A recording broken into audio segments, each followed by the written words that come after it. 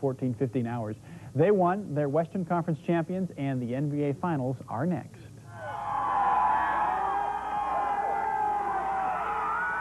You know, the Blazers don't publicize the team's arrival times anymore, but a couple thousand people put 2 and 2 together and greeted Blazer 1 when it arrived in Hillsboro early this morning. The team seemed quite happy to see everybody, and everybody was quite happy to hear from their heroes. Thanks for coming out.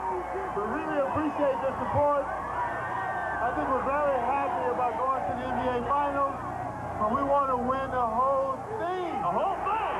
It was a great win. You know, to beat them down there was a very great test for us, and it's like nice to have a road win again, and you know, it meant so much, and you know, it's going to help us, I think, down the road. As for the game that enabled Blazer fans to celebrate, it didn't start out well. Utah's John Stockton had perfect vision early. The Jazz led by as much as 13 in the first half. But the Blazers came back, call it a championship effort in the second half. Balanced scoring, good free throw shooting, and tremendous defense.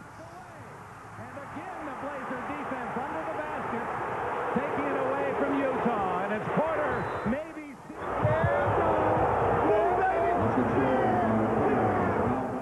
Blazers win Game 6, 105-97, the series 4-2, and all that was left was the Uncle Cliffy, sure to be the rage on Portland dance floors. Salt Lake City could probably care less.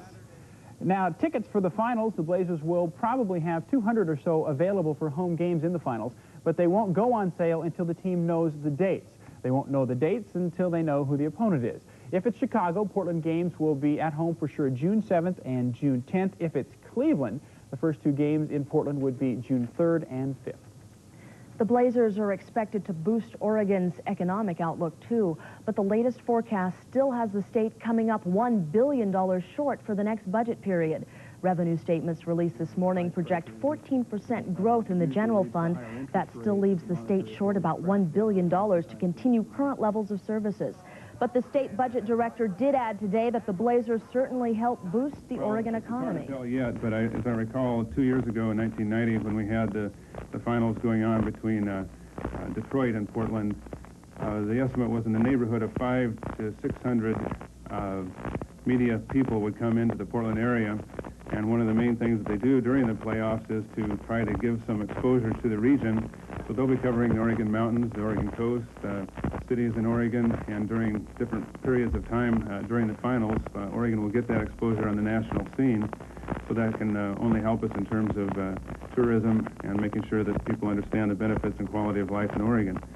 Oregon's economy is expected to accelerate modestly along with the rest of the nation's during the second half of 1992 and on into 1993. Some good news, income and job growth in Oregon are expected to be slightly above the national average in both of those years. The jobless rate dropped to 7.5% last month, and the population increased by 2.9% last year compared to a little over 1% population growth nationwide. There's more fallout from Oregon's tax-cutting ballot measure 5. It's making it tough for the Oregon Health Sciences University to hang on to some faculty members and staff. 2 administrators and a senior researcher say they're leaving because of the school budget cuts in the wake of ballot measure 5. The researcher is taking $500,000 in grants with him to his new post. Portland's local United Way chapter has had a rough time of it since the charges of wrongdoing surrounded the former national president, William Aramoni, earlier this year. Since the allegations, the Portland chapter has had to win back public trust as it launched into this year's fundraising campaign. This morning, the group wanted to report to the public about this year's successful drive despite the setbacks. This gives us then a grand total of fund distribution of approximately $15,698,000. Collectively, this represents approximately 5% more than the amount we distributed last year on behalf of Health and Human Care Services. The money raised by the United Way in the Portland area goes to support more than 180 human and health care programs in the community. It looks like Les Aucoin is getting more votes even before the official recount. Multnomah County elections officials say the Democratic congressman has about 36 more votes to bolster his slim margin in the Senate Democratic primary. The County has tallied several hundred ballots that were improperly read by its machines last week. The results mean AuCoin now holds a margin of 289 votes over Bend businessman Harry Lonsdale. That's 41 votes more than AuCoin had before. The Secretary of State is expected to order a complete recount after counties turn in their official election results. That's on June 8th. The Blazers are obviously the hottest thing in town, but another major attraction has just hit Portland. The Rose Festival Center opened just minutes ago at the waterfront. And News 8's Pat Cruz is down at the center taking in the rides and the food and all the fun. Pat? Well, Carl and Brenda, the Festival Center officially opened at noon, but the games were up and running for a while before that already. Last year, 400,000 people visited the Festival Center over a 10-day period. They expect as many as 100,000 people to show up today alone because of the fireworks display tonight. That display starts at 9:45.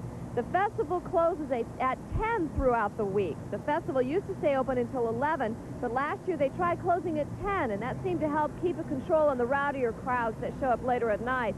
Last year was a smooth year, and they hope for the same this year. The festival managers are also excited about the international flavor of the entertainment this year. They've booked groups from Japan, China, and a Polynesian group.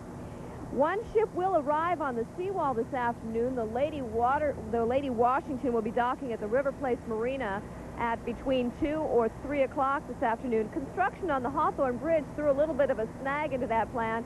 The Hawthorne Bridge is lowered to about an 80-foot level right now. Well, the mast on the Lady Washington is 89 feet. I'm told it's a very complicated process taking several hours, but they need to be lowering that. The crews are working on lowering that mast right now. The Washington is a replica of the ship that Captain Robert Gray sailed into the Pacific Northwest 200 years ago. Throughout the week, they're going to be having tours.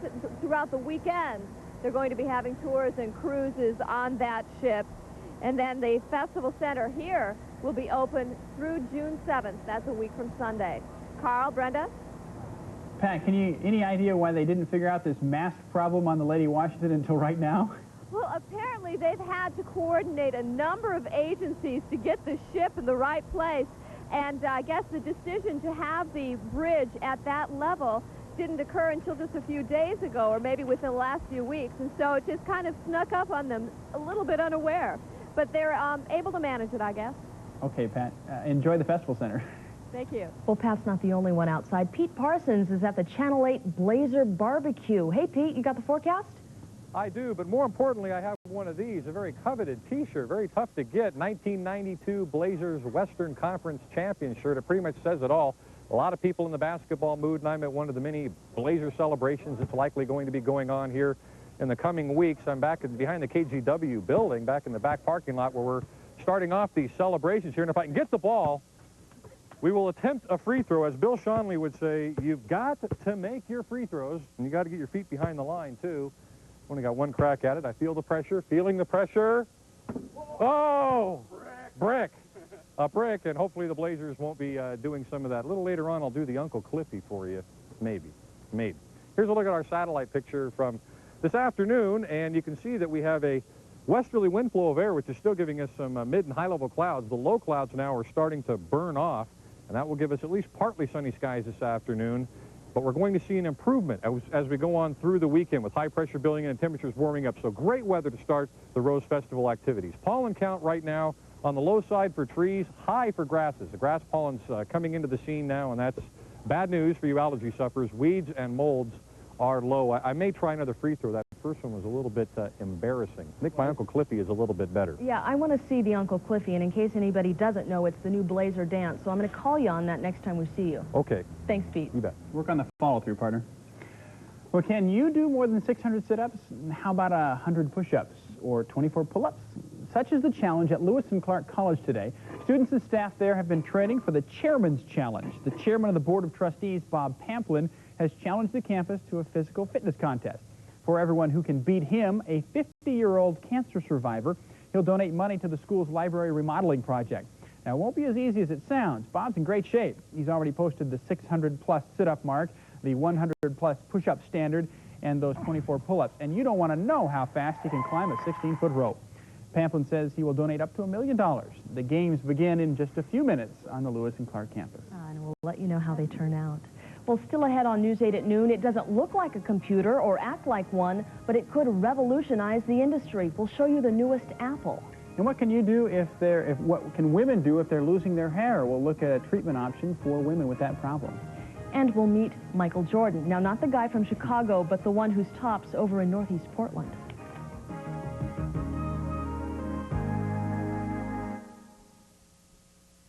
This edition of News 8 is closed captioned through a generous grant from Smith's Home Furnishings, because nobody cares like Smith's.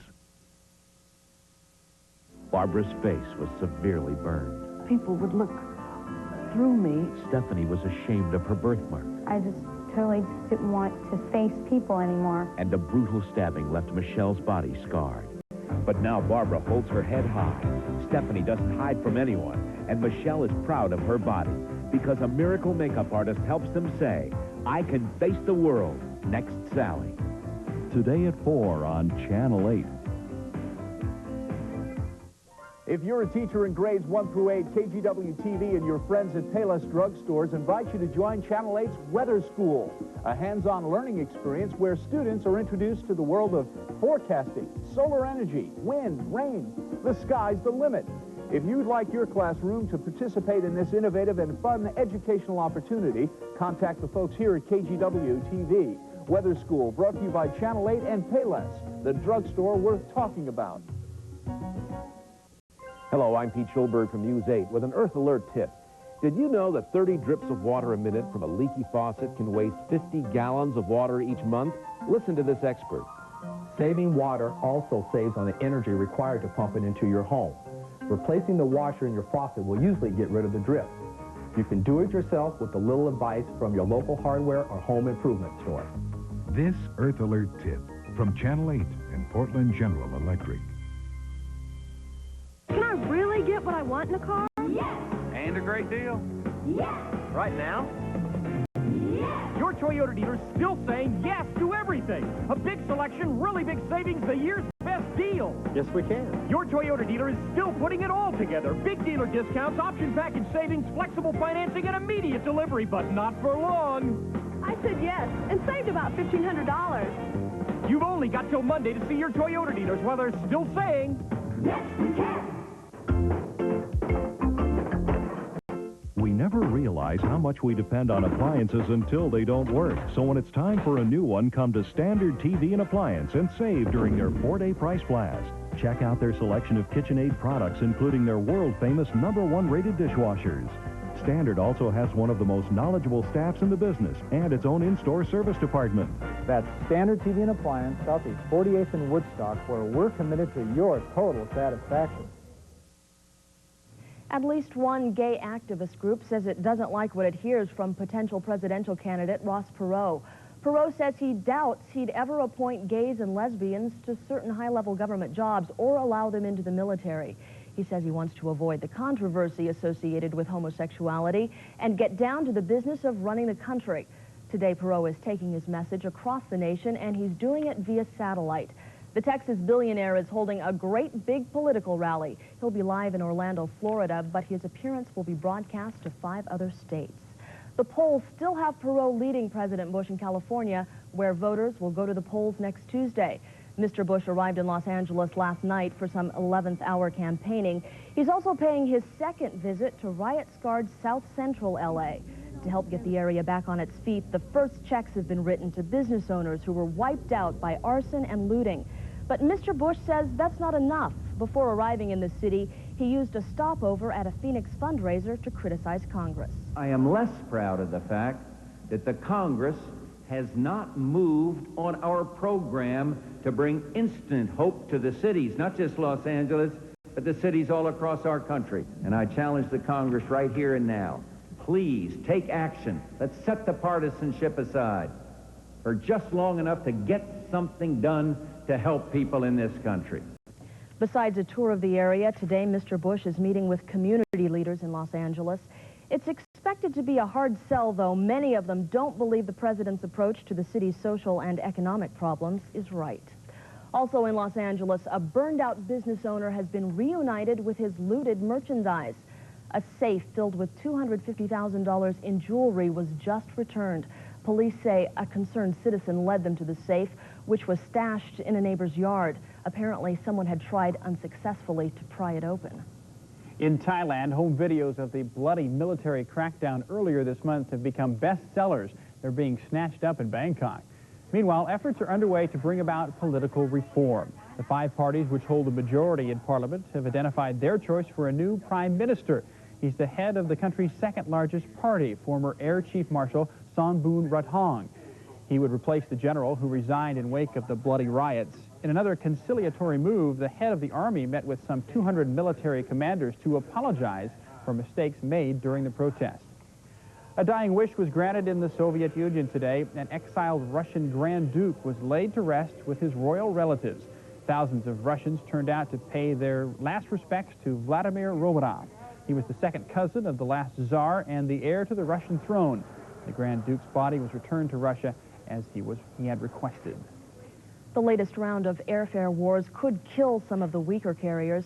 TWA, America West, and Continental are all flying under Chapter 11 bankruptcy protection. The president of a National Society for Travel Agents says if the weaker airlines do go over the edge, it'll mean higher prices among the surviving airlines. Right now, passengers can buy some tickets for half price. Now, this could be the start of a whole new industry. Apple Computer unveils its newest product line today called Newton. It's a computer that doesn't look or act like one. Richard Hart shows us. Newton is a computer that looks and works more like a paper notebook. Unlike so-called notebook computers, it has no keyboard, so it is smaller, lighter, and quieter. You write on Newton with any pen or pencil. It's designed to communicate with infrared, radio, and cellular phone frequencies, making this the closest thing to a telephone Apple has made yet. Say that you had a cellular telephone built into a machine, something like this. You could be talking to someone and taking notes while you're doing it. You could have maps on it, and you could use it when you get to a new town, a new city, to find your way around. So there are a lot of possibilities. Apple took pains to make Newton mimic paper. There is a Rolodex that makes shuffling noises. It knows when you want to draw a circle or square and when you want to write words. To scratch something out, you scratch it out. It bears a striking resemblance to something called the Knowledge Navigator, a computer that appeared in a kind of science fiction promotional film from Apple a few years ago. The Knowledge Navigator has this agent that goes out and looks for things for you and reminds you of things. And a lot of those concepts are built into the software architecture of Newton. It actively looks at the things you're trying to do and tries to help you out. So far, its only competition comes from Sharp of Japan, who will build its own version under a partnership with Apple. Sources say Newton will sell for close to $700 when it becomes available in 1993. This way, someday, no matter where you are, if an idea hits you, you'll be able to write it down and send it to everybody you know. For NBC News, I'm Richard Hart. The Newton is being launched today at the Consumer Electronics Show in Chicago. Folks in Texas today are getting their first taste of what it's like to buy a lottery ticket in their home state. Governor Ann Richards bought the first ticket to go on sale, but she didn't win. The odds for Texans nabbing the top prize of $10,000 might be slim, but that hasn't dampened enthusiasm for playing. Most of the stores selling lotto chances have been busy this morning, and officials say they expect to sell some 17 million tickets today alone. Before today, Texas was the largest state in the country without a lottery. Even without a lottery ticket, you can bet on one thing: there are more people on the highways these days. The Census Bureau says that despite efforts to increase carpools, the number of people teaming up for a drive went down during the 1980s. Also, the number of people driving by themselves to work is up from 64% in 1980 to 73% in 1990. Next up, we'll chat with noted humorist and author P.J. O'Rourke. Nothing sacred in his latest book. He takes a swipe at everything from the Gulf War to Dr. Ruth. Also, Pete Parsons is back with the weekend forecast, and we'll meet the new queen of Rosaria. Be sure to stay with us.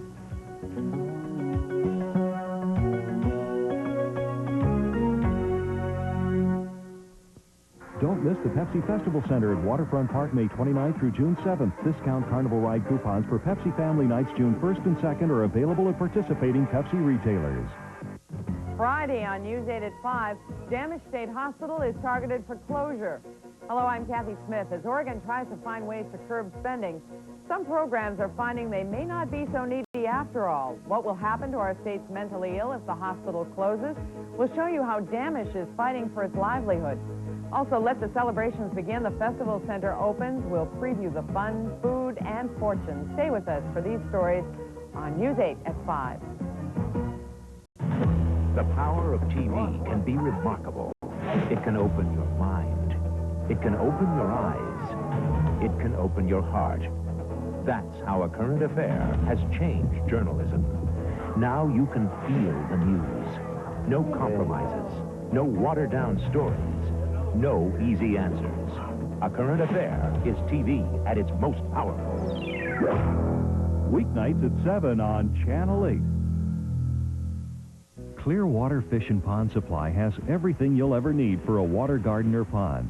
It's the only place where you can actually see working fountains and ponds on display. Choose from their complete line of beautiful statues and figurines by Henry. There's molded ponds of all sizes and a large selection of koi. Clearwater is also the area's local distributor for rainjet pond lighting. If it has to do with ponds or water gardens, you'll find it at Clearwater Fish and Pond Supply, 198th and Farmington Road in Aloha. Sissy Rue wants to show you great savings and low prices at Bruce Chevrolet Geo today. Over 350 cars, trucks, and vans to choose from, all for immediate delivery. Look at this Sissy Rue special. This 91 Astro 8-passenger window van, only $13,788. Drive home this new 91 3/4-ton pickup, loaded. Sissy Rue's price, just $12,988. Remember, you get great savings at Bruce Chevrolet Geo in Hillsboro, where we try harder to be number one. America loves Needlers. I'd love to go out with you, but I never date out of my species. Nice tie. I see the 4 major food groups are represented. Not those Needlers. These are the Needlers America loves. Butter toffee, Old English favorites, fruit eclairs, and Jersey sensations. Hey, mister, is that your nose, or are you eating a banana? In this election year, nothing is sacred to the political satirist, and this afternoon we're talking with one of the best. His wit is savage and hilarious at the same time. He's been called a gonzo journalist capable of offending almost anyone. Of course, I'm talking about writer P.J. O'Rourke. Among his other accomplishments, he's a contributor to the Rolling Stone magazine. He's worked on television and movie scripts, and he's author of several books. Now, the latest of which is called Give War a Chance: Eyewitness Accounts of Mankind's Struggle Against Tyranny, Injustice, and Alcohol-Free Beer. Welcome. It's great to meet you. Thank you. Thank you. You were a correspondent. You were covering the Gulf War for ABC News, correct? For ABC Radio. Radio. Yes. Yeah. See, I'm not cute enough to you be on didn't see television. him on, not on the air with Peter Jennings. How did you get over there, and what exactly happened? John Lyons, the general manager of radio news for ABC, is an old pal of mine from Beirut, from my war correspondent days, and I was having a terrible time getting, and I'm Rolling Stone's foreign correspondent. Right. And I was having a terrible trouble getting Saudi visa because I guess when your magazine's name means a big rock that moves around and it's filled with pictures of Madonna with a cookie tins on her chest, the Saudis don't take you real seriously. So John called me up and said, I can get you a slot as an ABC radio reporter. And I'd never done broadcast journalism. And it's tough. I have renewed respect. Well, thank you very much. Give us some of your reflections, your eyewitness accounts. I read something. Is this true that you were almost blown up over there? After the war. The war. Nothing happened during the war, but when I got into Kuwait, I got into Kuwait during the ground war. In fact, I got into Kuwait City on the second night of the ground war, before the U.S. troops, before the Allied troops arrived in Kuwait City. And all heck, as we may say, was breaking loose, and the Kuwaiti resistance was more or less in control of the city and shooting Palestinians and each other and themselves in the foot. And it was but when the smoke cleared and we're there, we thought, oh boy, this is great, you know. And everybody told us about booby traps, but the Iraqis seemed to be so stupid. We thought, all boobies, no traps. But indeed, I had been fiddling around with a box full of ammunition on the roof of, or I just opened it and looked in there. And 2 days later, I was told by a special forces guy that we found a grenade with a pin out in that box of ammunition. And you know, for about 3 days, I was going around, God must be saving me for a special purpose. Something big. Yeah. And then it dawned on me that there were 40 other people on the roof at the same time, so in all probability, God was saving one of them. What about these me. modern-day refugees that you talk about in your book? What is that? Oh, I had gone out. At the beginning of the war, I went to, because I couldn't get into Saudi Arabia, I went first to Jordan to check out the, Jordan was the one country that wasn't having a blockade. So I went out to Rushaweed, way out in the desert in Jordan, to see these refugees coming out of Kuwait, and they'd come all the way through Iraq and up into Jordan. And I expected these people to be, sort of baby carriages full of all their belongings, like those well, you're too young.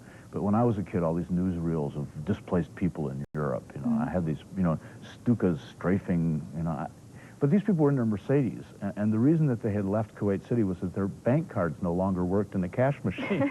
So this is very modern. No. I mean, definitely not what you were thinking about in the Newsweek article. They were article. suffering certain discomforts, but it wasn't quite what I'd pictured. Now, I'm going to make a jump because this book is a collection of articles that were previously published in different places. Yes, absolutely. The Gulf War, and then we mentioned Dr. Ruth before we went into the commercial break. How the heck did Dr. Ruth, a sex therapist, end up in this book? This is a good question. This is one of those books where you gather up everything that's laying around the desk and stuff you've lost down in the couch, and you kind of put it out and hope that the public will buy it.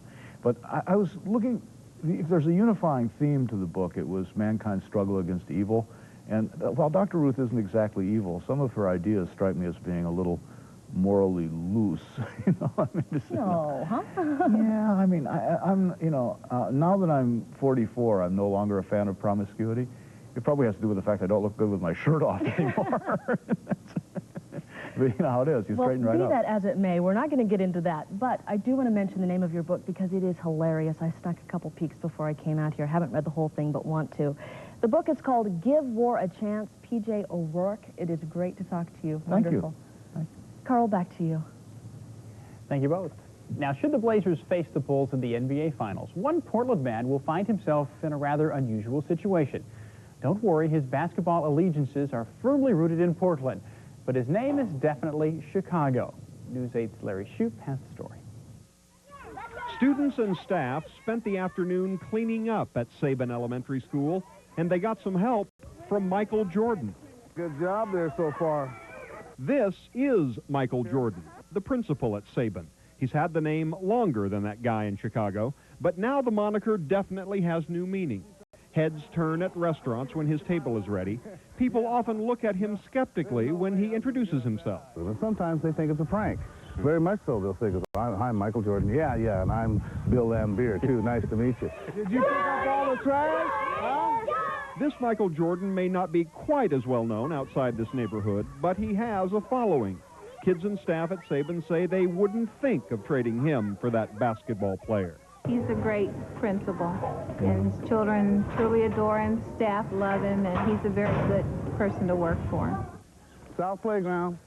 But still, his name is Michael Jordan, and in Portland, you might think that would cause some conflict. Now, your principal's named Michael Jordan, so does that mean you'll be rooting for the Bulls in the playoffs? No! Who are you going to root for? Blazers! Principal Michael Jordan is a Blazers fan, but the name doesn't bother him at all. He thinks the basketball player's a good person and a good role model. It could be worse. Yeah, at least your name's not Charles Barkley. No, Lord, no. Jesus. Right, I may look a little more like Charles Barkley, but at least my name's not Charles Barkley. It's Michael Jordan, and as the principal likes to say, the original one. In Northeast Portland, Larry Shoup, News 8. Okay, here at Channel 8, we're having a little picnic today. The official reason is to celebrate the Blazers win, and I can tell you that most people are probably there just because the food is free. But Pete Parsons, we can't tell you exactly why he's there, but he is there, and he does have his Trailblazer T-shirt on. He's going to tell us about the weather now. Pete? Hey, any excuse to have fun celebrating our 1992 Western Conference Blazers. Go Blazers. And I'm sure there's going to be a lot of parties like this around the city for some time to come. And one of the events that's more than likely going to be at these parties is one that we're celebrating here. It has to do with our dear Today Show host, Bryant Gumbel. You know, he called the Blazers a bunch of crybabies a couple of days ago. Bryant, that was not a good thing. And gentlemen, if you can unveil our event this year, hit Bryant in the nose and win a prize while supplies last, and they are lasting because I'm the first one to shoot. Let's see if I can do it. Uh-oh. So far, Bryant is okay, but I've got 3 tries at it. Close. Doggone it, Bryant. Yes! Oh, in your face, Bryant. You gotta like that. Yeah, that's what you get when you call the Blazers crybabies, because they're going to be the NBA World Champions in just about 10 days. Let's hope for that. Here's a look live downtown at Waterfront Park and the river, and it's just gorgeous out. The sun's coming out now. It's looking great. Of course, the Fun Center's starting up. We have the Starlight Parade tomorrow night. The weather should be great for that as well. Rose Festival starting out on a terrific note. And the weather may turn a little sour later on next week, so let's enjoy it while it lasts. Mostly cloudy, but the sun is peeking out now. 70 degrees, humidity at 59%. I'm glad I got Bryant. That was great. 3 tries, but I got him. Wind north at 6, and the pressure holding steady at 30.10 inches. Forecast high today is going to get up to around 73. We might even hit 4 or 5 because the sun's breaking out now. It's looking good. Low this morning was 55. No rainfall. We're still in a deficit. We may get some next week. We can use what we can get, but it always seems to fall during Rose Festival, but I guess we'll take it. Freezing level way up at 11,000+ feet. Satellite Luke shows a storm system moving in off the Pacific, but it's going up to the north of us. We are going to see mid and high level clouds today, throughout the day, once the morning low clouds burn off. In fact, the low clouds may not completely burn off. We have a very strong onshore flow, but that frontal system is going to help us over the weekend. It's going to pump up a big ridge of high pressure, and that's going to protect us through the weekend and actually warm our temperatures up. In fact, by Sunday, we're going to be up into the 80s. Lows this morning, 50s west of the Cascades, Brookings at 49, 43 Burns east side, the cool spot east side, Redmond at 39, currently up to 70 in Portland, 71 Salem, the sun's breaking out down the valley, 74 in the Dalles, 71 over at Penland. The coast, though, still cloudy, 58 degrees at Astoria, but they could see a sunbreak or two before the day is done. Well, the system that went through us yesterday now moving into the Rockies, some scattered showers and thunder showers there, sunny across the plains, but rather cool. Texas drying out, thank goodness. The southeast, though, is wet, and that moisture is moving up toward the northeast. So if you're going to take advantage of those low airfares and do some traveling over the weekend, take the umbrella along and a raincoat if you're heading to the East Coast, because it'll be soggy all weekend long. We're going to see some rain along the eastern seaboard. Temperatures cool across the plains, very comfortable. 71 in Kansas City, 70 in Chicago, 75 in the nation's capital. Hot spot down in the southwest, Phoenix at 90 degrees. Small craft advisories are up along the central and southern coast for brisk northwesterly winds at 10 to 30 knots. Forecast for today, plenty of sun east side, just some mid and high clouds. The fog and low clouds is burning off now along the coast. We'll see some partial clearing there. And in the Willamette Valley, we're going to have some low clouds burning off and giving way to mid and high clouds. We're seeing some sun peeking through and very comfortable temperatures. Past temperatures 60 to 65. Mid-60s along the coastline. We'll see a low to mid-70s throughout the Willamette Valley. 84 at Medford, 75 Klamath Falls, 76 Pendleton, and 75 in Baker City. The forecast for the Portland, Vancouver metropolitan area, partly sunny skies this afternoon. High temperature 73 degrees. A great day for throwing darts at Bryant Gumbel. Northwest wind at 5 to 15. Tomorrow we're going to have 77 degrees with more sunshine. And look at Sammy, Sunday and Monday. A great first weekend for Rose Festival in the mid-80s. Tuesday about 72 degrees and a chance of rain coming back, and maybe even 68 by Wednesday. And as I promised, I have to do Uncle Cliffy. Get myself set here. Uncle Cliffy, he does a little sound effect. What do you think, huh? He's got a big smile while he's doing it. There you go, and you can hear Bust a Bucket in the background. Cliff Robinson would be proud, Pete. Go Blazers. And we'll see you guys. Thanks, and nice shot, too. Yeah, you can only see it here on News 8 at noon. Pete, take care and keep dancing, okay? Go on.